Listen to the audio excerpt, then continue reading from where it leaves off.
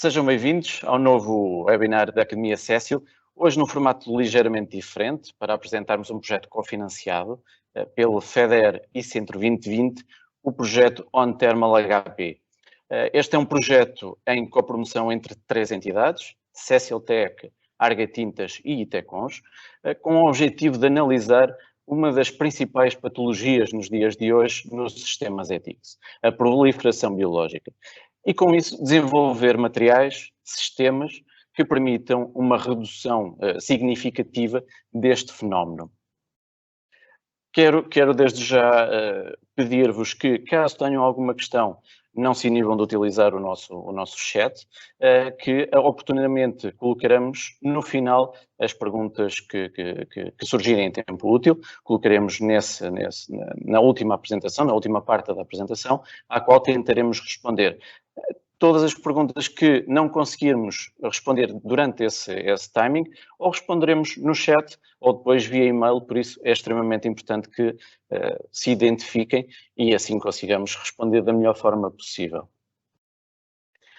Bom, a agenda desta apresentação passa aqui um pouco pelo enquadramento e motivações do projeto, feitas por mim, Luís Duarte. A estratégia de investigação ficará a cargo de Nuno Castro, Arga Tintas.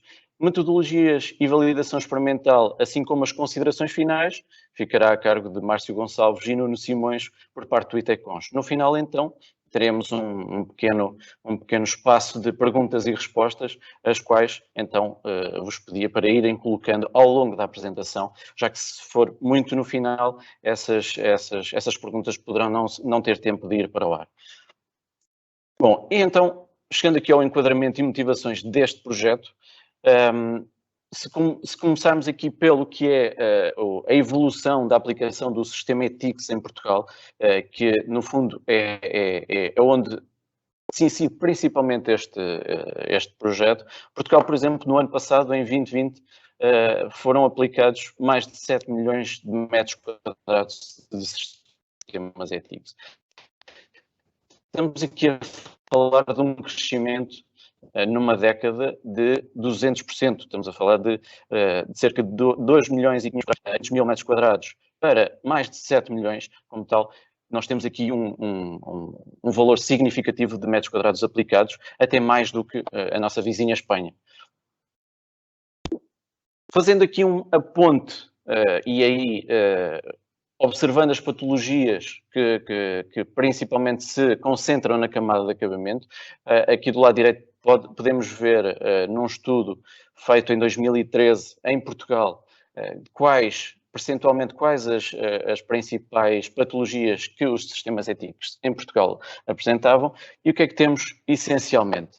O crescimento biológico, a mudança cromática e marcas de escorrência, ou seja, tudo fatores que ocorrem principalmente na camada de acabamento e que influenciam grandemente o aspecto visual dos sistemas. E se então, se chegarmos aqui ao crescimento biológico, conseguimos perceber que cerca de 60% das obras observadas, obras com sistemas ETICS, mais de 60% tinham na sua composição o crescimento biológico nas fachadas, sobre este mesmo sistema.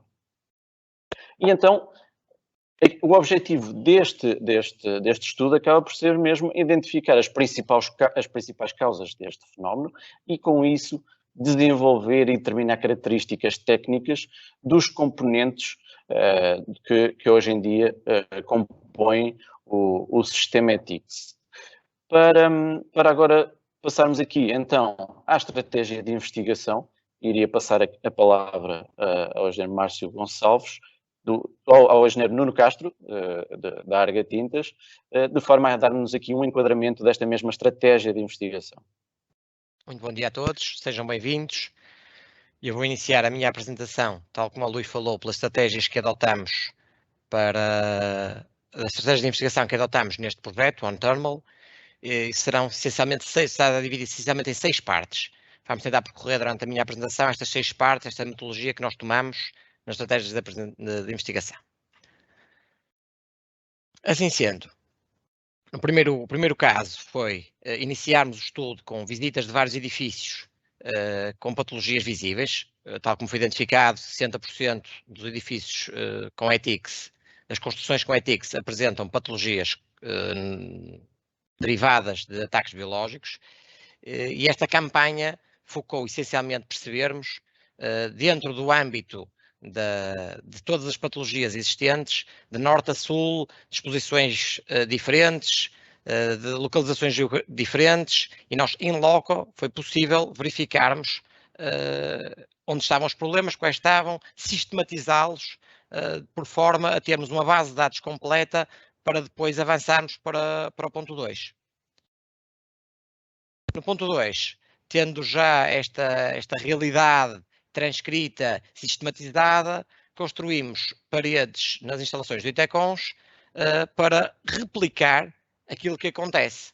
Desta vez, com a possibilidade de termos monitorizadas, com um conjunto de sensores, com múltipla sensorização, para nos dar, ao mesmo tempo, a velocidade de aparecimento ou não de crescimento biológico, nas diferentes condições e modelos construtivos, e associá-las a condições ambientais, atmosféricas, como radiação, temperatura, exposição solar, umidade relativa, vento, e daí tirarmos ilações que nos permitissem conjugar os aparecimentos da vida real com condições ambientais. Tendo tudo isto sistematizado, partimos para um passo muito importante, que é a parte da vigilância tecnológica. Fizemos um roadmap de aquilo que estava disponível para nós pegarmos e utilizarmos.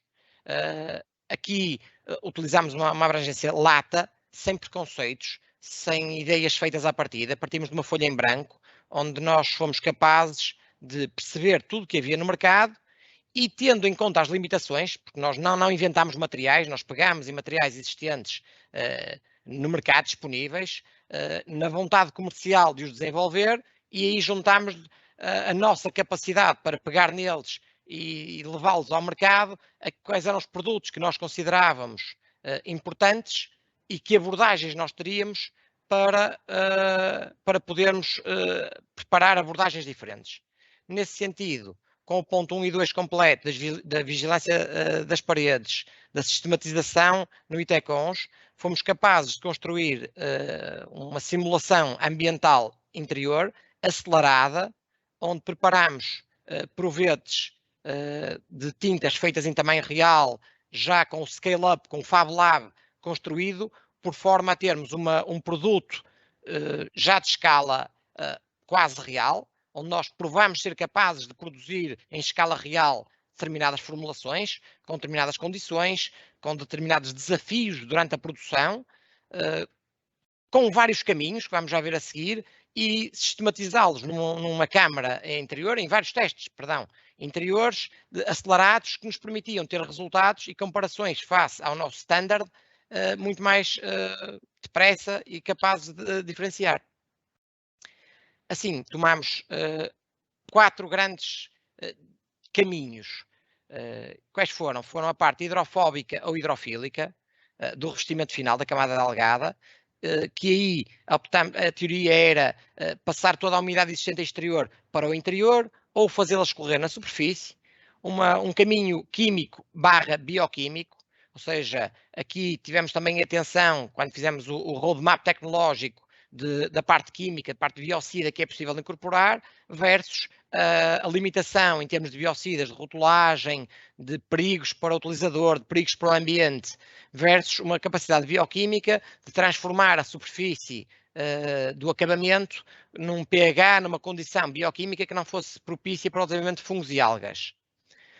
Térmico, no âmbito em que a cor também é um fator decisivo e que influencia os resultados finais. Daí era muito importante estudarmos isto.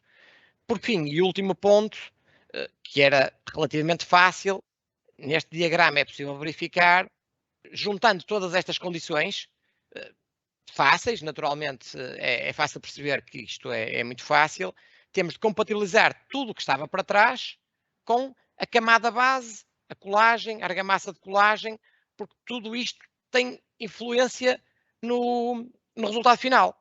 Porquê? Porque se nós falarmos, por exemplo, de um sistema hidrofílico ou hidrofóbico, a água, a umidade, vai ter que penetrar. Se vai ter que penetrar, a camada base vai ter que o suportar. Se falarmos em cor, falamos naturalmente em módulos de elasticidade diferentes que a camada base vai ter que suportar. Temos que fazer esta conjugação em termos técnicos. O ótimo é inimigo do bom, no sentido em que também temos de olhar para a pegada ecológica que o nosso sistema tem, para a durabilidade versus os custos ambientais da repintura. Isto tudo dentro de um time to market, de uma capacidade de, dentro do período que nós estabelecemos, conseguir chegar ao mercado com um produto que cumpra o requisito inicial, que era resolver, minimizar o impacto dos problemas ambientais, dos problemas de desenvolvimento de fungos e algas dos revestimentos delgados de acabamento. Passo agora a palavra ao meu colega Márcio Gonçalves, do Itecons.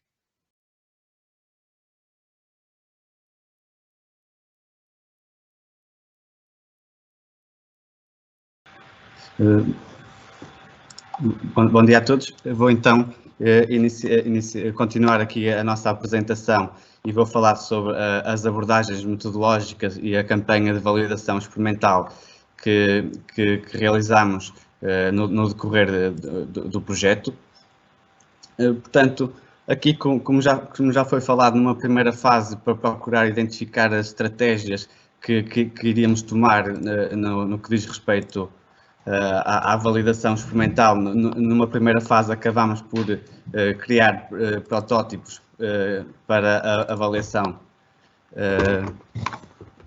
para a avaliação das condições quer de temperatura, quer de exposição de soluções ETICS em condições reais, e numa segunda fase, então, com o desenvolvimento de novas formulações, novos produtos em estudo, procedemos aqui à realização de uma campanha experimental.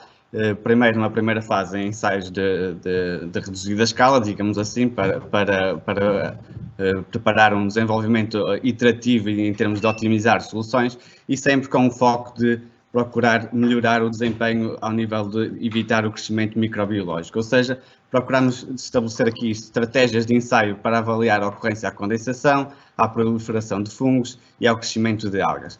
Numa fase posterior, acabamos por, em protótipos de grande escala, procurar replicar aquilo que são as condições ambientais em condições laboratoriais, mas num processo de envelhecimento acelerado, para sempre num processo de comparação entre as soluções que desenvolvemos, mas também com um produto de referência, um produto comercial, sabermos se as estratégias que estávamos a tomar durante o projeto se estava a ir de encontro aos principais objetivos. De salientar, então, que eu vou apresentar aqui os principais resultados destas campanhas laboratoriais, mas que, paralelamente, para além destes ensaios mais focados no crescimento biológico, acabamos também por fazer a caracterização que é corrente, digamos assim, aos produtos desenvolvidos, quer de argamassas, quer de acabamentos. Portanto, a caracterização corrente dos ensaios que são usuais no âmbito da validação experimental de soluções, como a permeabilidade ao vapor, a determinação de módulo de elasticidade, entre outros fatores, também foram avaliados, mas não vão ser aqui alvo da apresentação dos resultados, também por limitação de tempo. Portanto, criámos aqui condições para avaliar in situ o que é o comportamento térmico de sistemas ETICS. Preparámos 2 paredes ETICS em Coimbra, nas instalações do Itecons, em que procurámos extremar aqui as condições de exposição, ou seja, temos aqui a orientação norte e a orientação sul. O acabamento das paredes foram uma parede com cor branca e uma com cor preta, precisamente para extremar as condições de temperatura, e a particularidade destas paredes é que são compostas por diferentes isolamentos térmicos, onde procuramos também aqui extremar as condutibilidades térmicas associadas, ou seja, utilizamos também uma argamassa térmica e utilizamos aqui um super isolante, que é um painel de isolamento a vácuo, que tem uma condutibilidade muito inferior aos isolamentos convencionais. Portanto, aqui a campanha de monitorização ocorreu durante mais de 2 anos. Fomos, através da inspeção termográfica e de infravermelhos, procurar identificar anomalias do sistema. e também através da sensorização, de colocação de sensores de temperatura nas várias interfaces do sistema, acabamos por monitorizar as temperaturas em que cada área de isolamento impunha aqui ao nosso revestimento delgado. Foi então possível, através da monitorização de temperaturas, verificar e diferenciar aquilo que é o comportamento de uma parede a norte para uma parede a sul, e também em termos do que é um acabamento de cor branca para um acabamento de cor preta.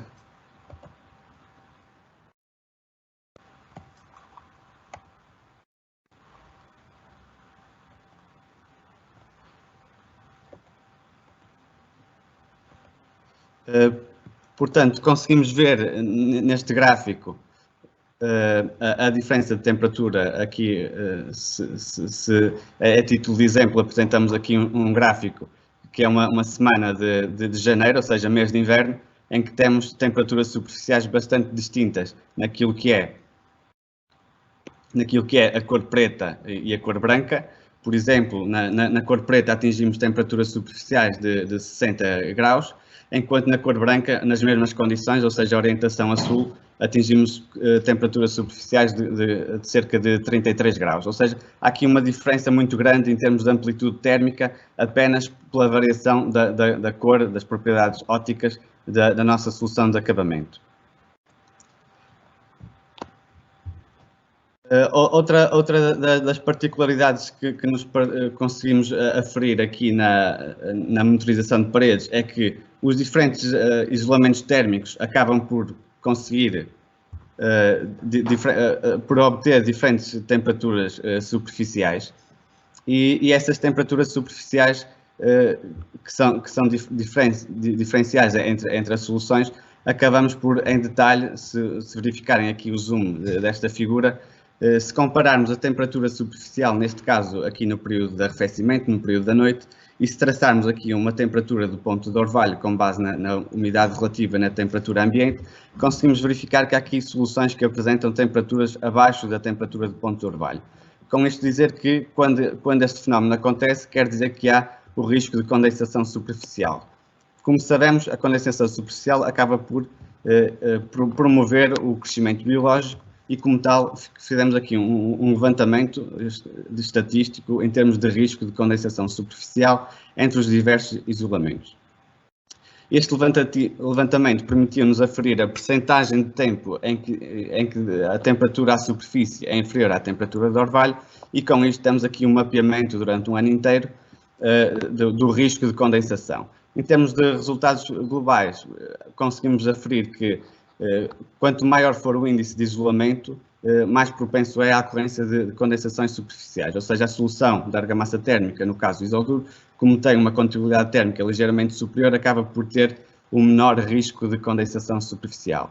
As superfícies brancas apresentam ligeiramente um risco maior em desenvolvimento e crescimento biológico, tem um período de risco de condensação mais elevado, e orientação a norte também, como já era expectável, de acordo com o que visitamos em visitas a obras, tem um risco de condensação cerca de 18% mais elevado que a orientação a sul.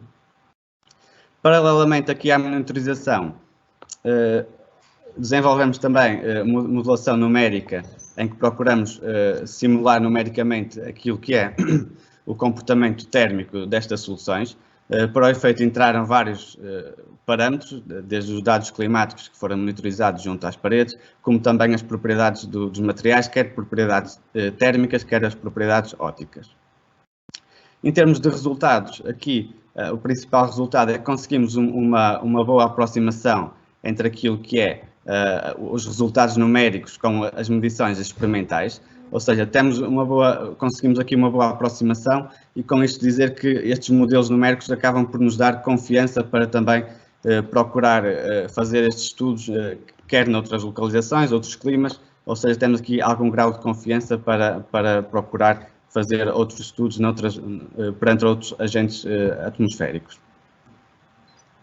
Após esta fase inicial e com o decorrer do projeto e com o desenvolvimento de novos produtos, procedemos então a análises comparativas daquilo que é a propensão à ocorrência de condensações.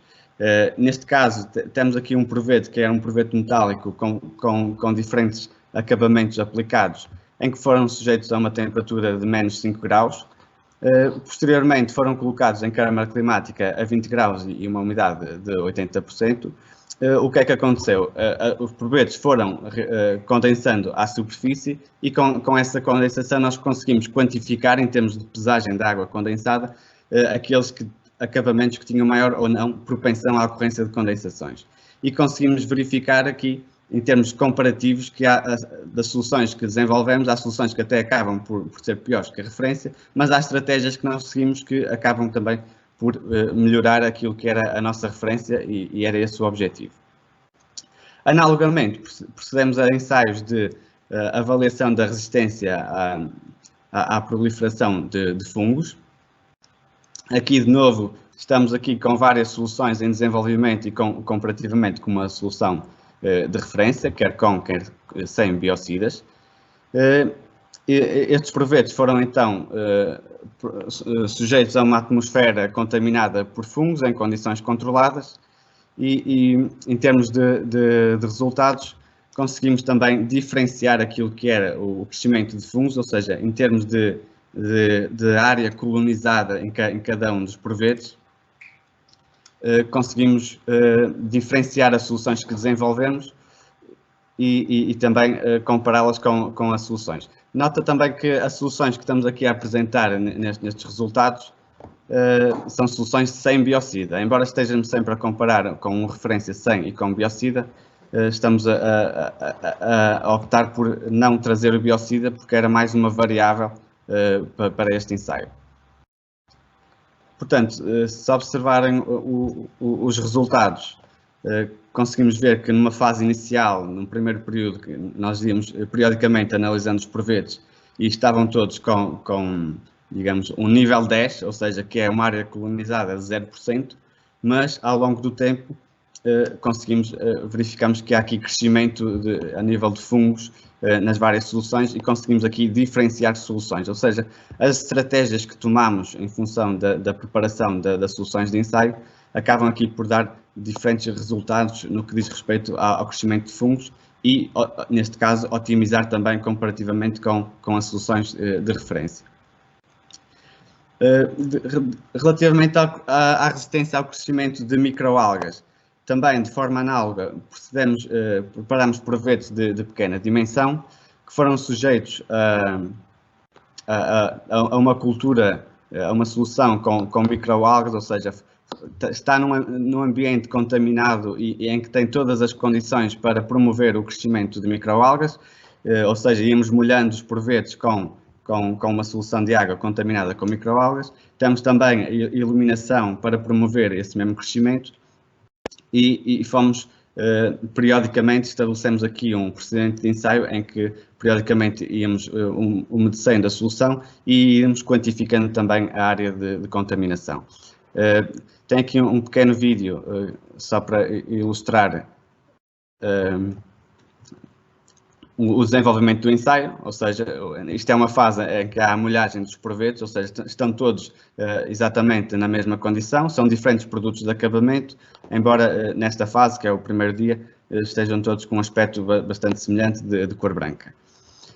Em termos de resultados, conseguimos então diferenciar claramente aquilo que foi a resistência ao crescimento de microalgas, em que temos provetos que, conforme se pode observar na imagem, de cor mais esverdeada, ou seja, contaminado com microalgas, e há outros provetos que, tendo estado nas mesmas condições, não apresentam área contaminada. E deste modo conseguimos ir afinando as soluções e ir trazendo para aquilo que é o desenvolvimento de produto as soluções mais promissoras, digamos assim. Como podem verificar, por exemplo, ali a solução C com a solução referência, a diferença é bastante notória. Posto isto, como já tínhamos aqui resultados promissores, acabámos então por preparar provetos à escala real. Neste caso, construímos uma parede ETICS em que temos uma subdivisão vertical em 4 faixas com diferentes soluções, quer soluções com, quer soluções sem biocida. Foi levado a uma câmara bioclimática em que também, de forma análoga ao ensaio anterior, promovemos aqui o crescimento quer de microalgas através da molhagem da superfície, quer de contaminação de fungos através da ventilação da própria câmara. Uma câmara que também tinha todas as condições, quer de controle de temperatura, umidade e iluminação UV. E, em termos de resultados, conseguimos verificar que as várias soluções em estudo são aqui os resultados são bastante diferenciais, ou seja, comparativamente com a solução de referência em que houve o desenvolvimento microbiológico, as soluções que nós tínhamos em estudo, e dou aqui o exemplo da solução C, se observarem ali junto já no final do ensaio, das 6 semanas, dos 42 dias de ensaio, a solução C apresenta apenas um grau de deterioração de 6%, ou seja, uma área de deterioração. Comparativamente com a solução de referência, é um benefício bastante substancial. Saliento ainda que esta solução C, quando foi colocada com biocida, durante as 6 semanas de ensaio, acabou até por não apresentar qualquer crescimento biológico. Saliento ainda que no final deste ensaio foi ainda submetido àquilo que é o ensaio preconizado na norma dos ETICS, na EAD dos ETICS, que é o teste de resistência aos ciclos higrotérmicos, que acaba por ser um ensaio que é padrão, que é obrigatório no âmbito da validação de sistemas ETICS, e como nós também não queremos só apresentar desenvolvimentos ao nível do crescimento biológico, mas também temos que ter todos os outros fatores em consideração, fizemos um ensaio de envelhecimento acelerado, em que tem um conjunto de ciclos de temperatura e umidade, bem como gelo de gelo e chuva, e o proveito comportou-se adequadamente, portanto, encontra-se apto face à resistência a ciclos higrotérmicos. Posto isto, procedemos então à validação em condições reais, em que construímos um protótipo demonstrador com a solução que nos deu indicações em laboratório que seria a estratégia mais adequada para mitigar o crescimento biológico, e construímos então nas instalações da Cécil, em Leiria, um protótipo que tem as 4 orientações, tem diferentes configurações de cobertura, precisamente para promover diferentes graus de exposição, quer ao sol, quer à exposição da chuva, e é um protótipo que se encontra a ser monitorizado também com sensores de temperatura, e aqui o principal objetivo é agora analisar em condições reais aquilo que é o comportamento da solução desenvolvida, quer ao nível da argamassa que foi desenvolvida, quer ao nível do acabamento, e monitorizar as temperaturas, inspecionar quais são as anomalias que eventualmente possam ocorrer, e por fim então validar a solução final em condições reais. Agora passaria a palavra ao meu colega professor Nuno Simões. Ora, bom dia a todos. A parte do professor era dispensável, Márcio. Não sei nem só com a cabeça a dizer que já percebi que me estão a ouvir. Ora, é assim, 3 anos em 30 minutos, portanto, é de ficarmos, pelo menos nós, acabamos por ficar um pouco cansados, porque todo o volume de trabalho que tivemos que o resumir agora, de alguma forma, em 30 minutos. Ora, bom dia a todos. Compete-me aqui fechar aqui esta sessão e tentar não me prolongar em demasia.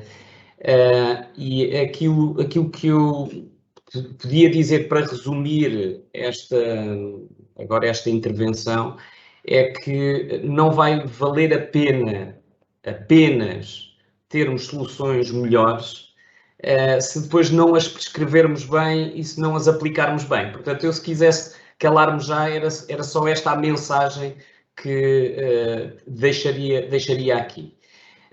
Como tenho aqui quatro slides e pedia ao Nuno para colocar no slide seguinte, que serve aqui de bengala apenas para dizer o quê? Para dizer que acho que ficou bem patente aqui a preocupação da indústria em procurar novas soluções, em querer resolver problemas. Portanto, destaca-se aqui esta preocupação, este investimento da indústria em desenvolver soluções.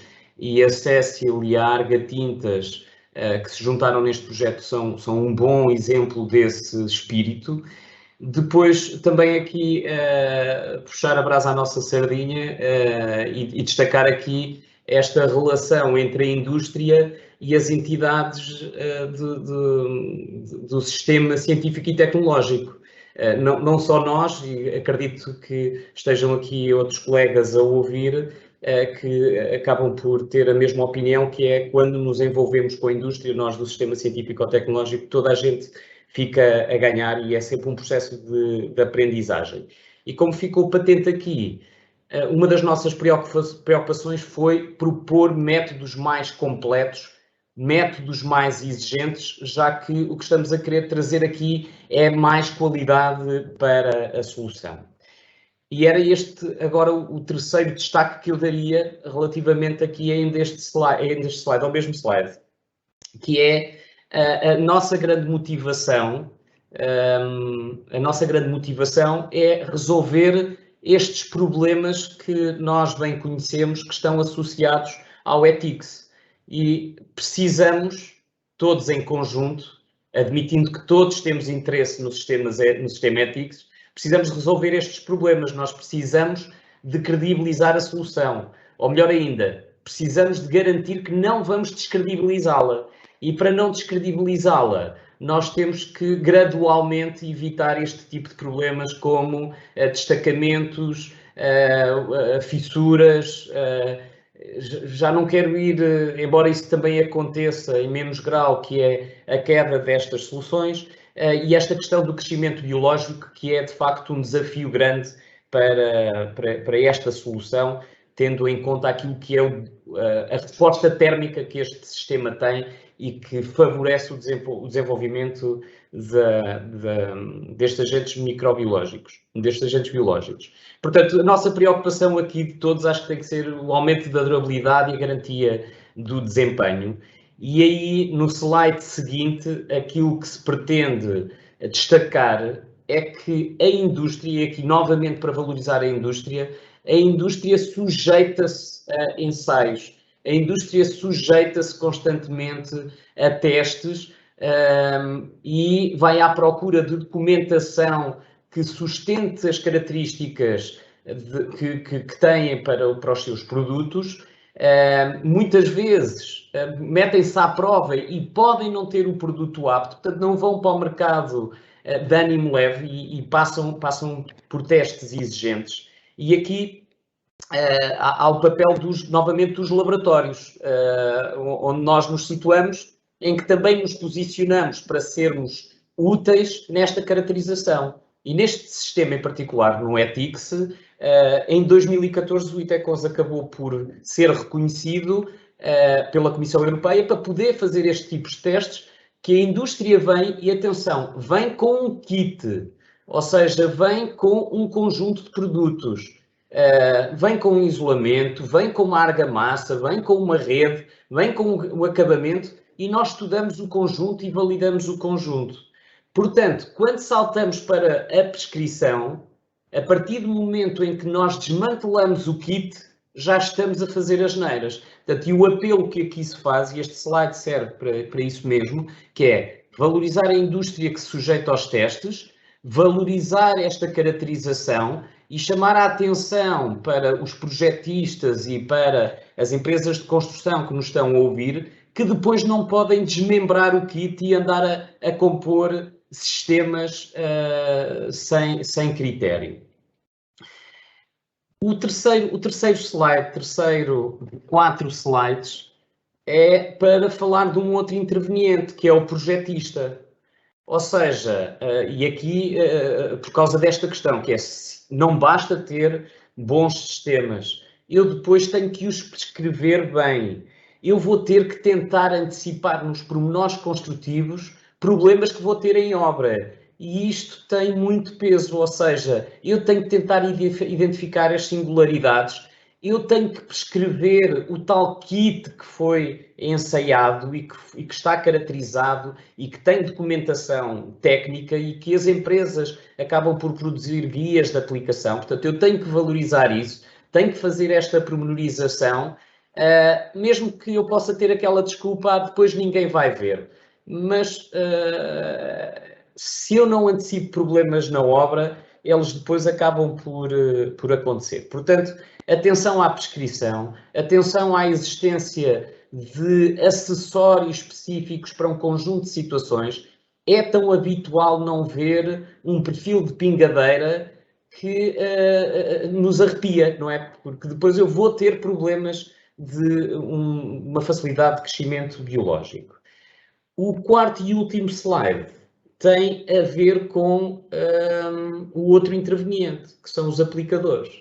Ou seja, que me vale ter um sistema espetacular, com desenvolvimentos espetaculares, caracterizado de uma forma exemplar, e que até tenha um projeto em condições, se depois o aplicador vai fazer aquilo, e às vezes o argumento é, eu já faço isto há tantos anos, mas provavelmente faz isto há muitos anos mal. Portanto, há que valorizar o aplicador, e aqui volto a valorizar as duas empresas com quem estamos juntos neste projeto, a Cecil e a Arga Tintas, que oferecem, e a palavra é mesmo esta, oferecem cursos de formação de aplicação deste tipo de sistemas e de seleção de produtos. Portanto, há que formar e logo a seguir há que valorizar os profissionais que têm mais competência, que têm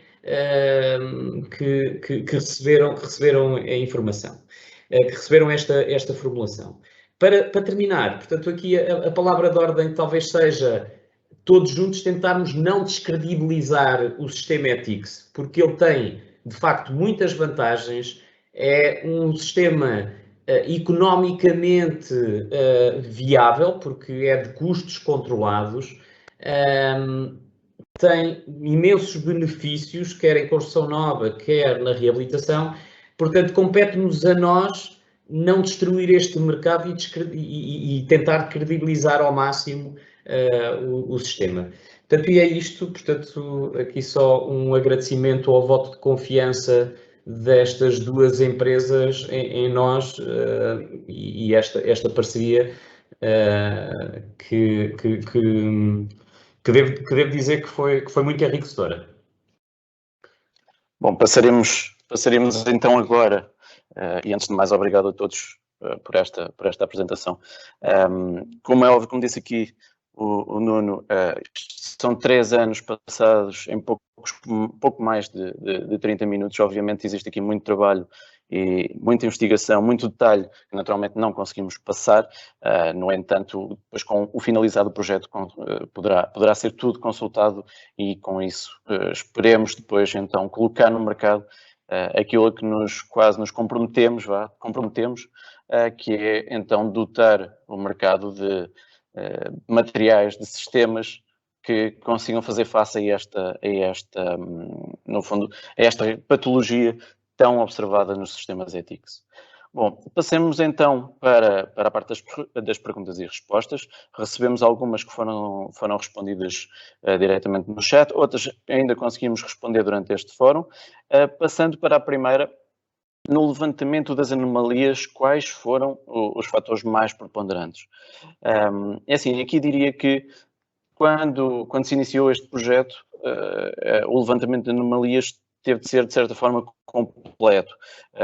Desde fissurações, que é algo também mais ou menos normal acontecer, não seria normal, mas é normal no aparecimento, por diversos fatores, algumas falhas de aplicação, algumas componentes até da parte de aplicação têm essa influência, mas no levantamento dessas anomalias, aquilo que foi importante foi percebermos todas as patologias que estão associadas a este sistema.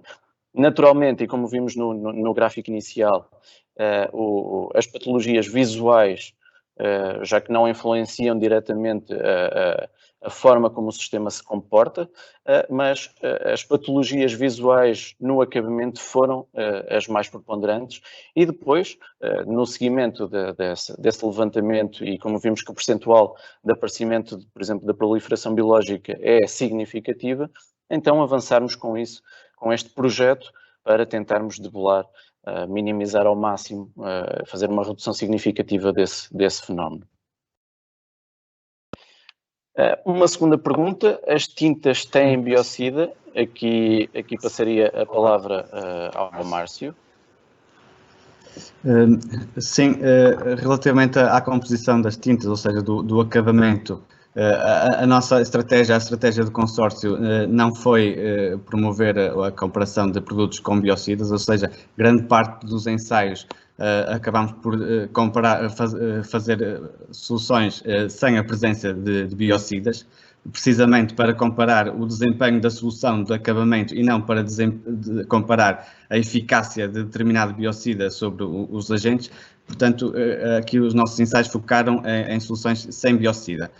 Obviamente, no ensaio final também acabamos por incluir produtos com biocida, precisamente para comparar a diferença de ter ou não ter biocida, mas como se verificou nos resultados, os produtos sem biocida acabam por dar aqui boas indicações na mitigação do crescimento biológico.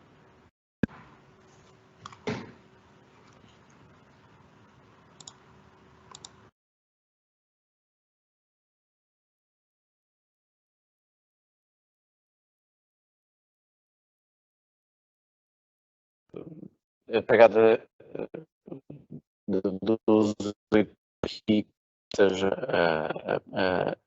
a pegada biológica, foi estudar apenas a performance das soluções em obra ou toda a sua pegada desde o abastecimento de matérias-primas até ao fim de vida da construção?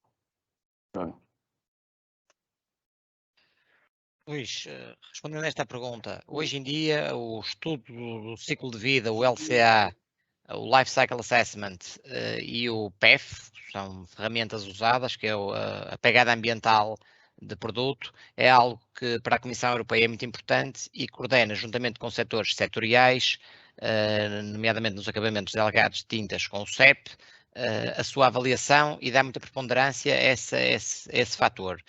Nesse sentido, nós no estudo com o consórcio analisamos esses pontos, a pegada ambiental e o LCA, o ciclo de vida. Ciclo de vida hoje em dia que tem desde o custo ambiental de produção, da produção das matérias-primas, da produção do produto, da entrega, da distância e também do tempo de vida esperado, porque só no fim é que podemos fazer uma análise completa, exaustiva e real da pegada ambiental que um produto traduz, um sistema neste caso, traduz ou comporta. Nesse sentido foi estudado, está a ser terminado, mas teremos seguramente comparação entre sistemas.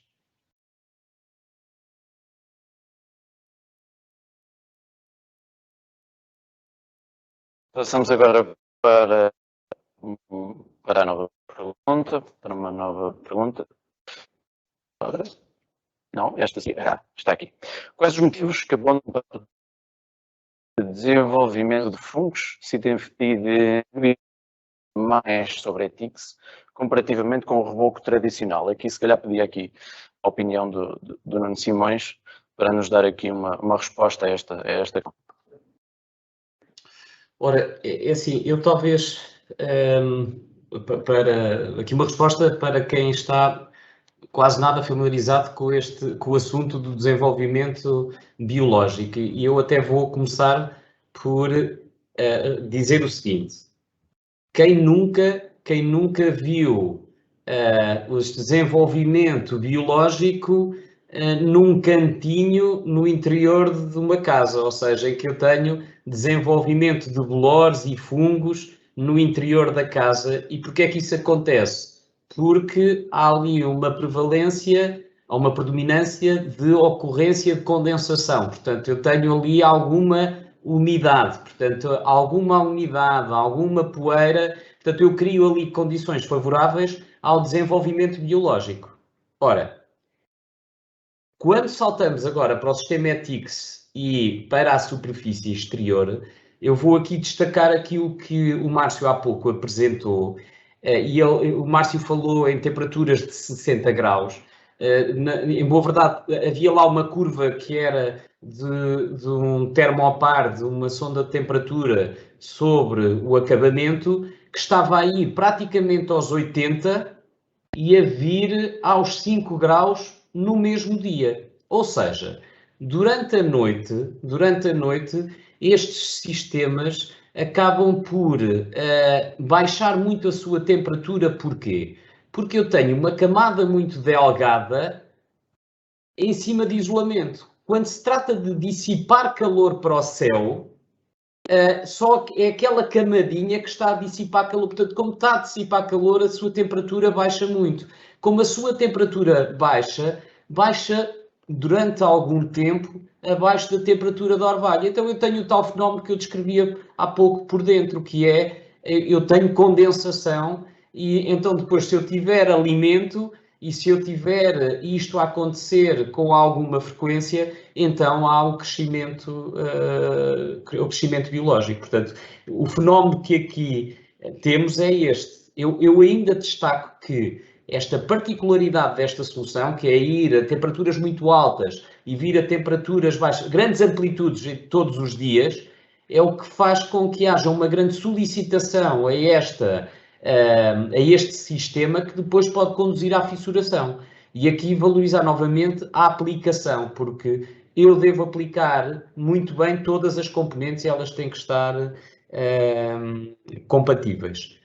Como se na pergunta fazia a referência ao reboco normal, portanto, o reboco normal, isto não acontece porquê? Porque eu tenho ali um fenómeno de transferência de calor que é completamente diferente. Tenho uma camada mais espessa, tenho um elemento de suporte, uma parede, e então toda a transferência de calor dá-se de maneira diferente e as temperaturas à superfície nunca vão a temperatura, ou raramente vão a temperaturas tão altas e tão baixas, ou seja, tipicamente não tenho amplitudes tão grandes.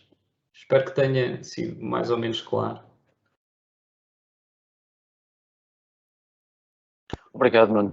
Bem, chegamos ao final das nossas perguntas, entre as perguntas que foram respondidas em chat e estas que foram respondidas agora em tempo útil durante a apresentação.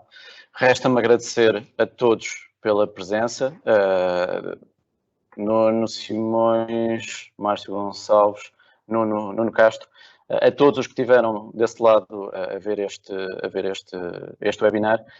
Esperemos encontrar-nos novamente e com isso estejam atentos às nossas comunicações. Mais uma vez, muito obrigado por terem assistido a este webinar. Esperamos que tenha sido do vosso agrado. Resta-nos agora despedir-nos e até uma próxima. Obrigado.